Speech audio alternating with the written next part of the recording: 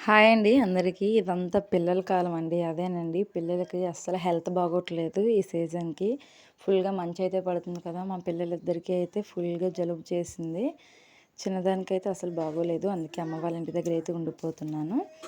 So, మా నాన్న అయితే వారంలో తినేది రెండే 2 రోజులు.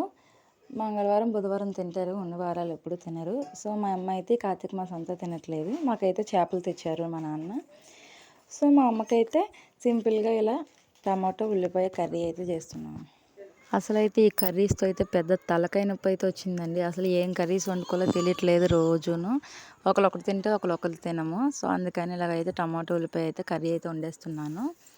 ఇదైతే దోసకి, చపాతీకి అయితే సూపర్ కాంబినేషన్ అండి. ఒకసారి ఎప్పుడైనా ట్రై చేయండి. కొంచెం పులుపేసుకుంటే ఇంకా టేస్ట్ మరింత ఎక్కువవుతుంది. రసం కూడా అవసరం లేదు. రైస్‌లో అలా అలా కలుపుకొని తింటే చాలా బావుంటుంది. సో, ఒక 2 విజిల్స్ వచ్చేటప్పటికి నేనైతే మా కర్రీ అయితే చూపిస్తాను. ఈరోజు స్పెషల్ ఏంటంటే కట్టెల పొయ్యి మీద కుండ మీద వండింది మా మమ్మీ అయితే. ఇక్కడ చూసారా ఫ్రై చేసి అయితే కొంచెం ఎగిరిలా చేసింది. కలుపుకోవడానికి చాలా బావుంటుంది. ఇక్కడ చూసారా కుండలో పులుసు కూడా పెట్టేసింది. టేస్ట్ అయితే ఈరోజు అదిరిపోయింది. ఇలా కూర కూడా ఉడికిపోయింది చూసారా. చాలా మెత్తగా అయితే అయిపోయింది టమాటోస్. చాలా బావుంటుంది కర్రీ అయితే. ఈలోపు మా నాన్న అయితే బిర్యానీ కూడా తెచ్చేశారు.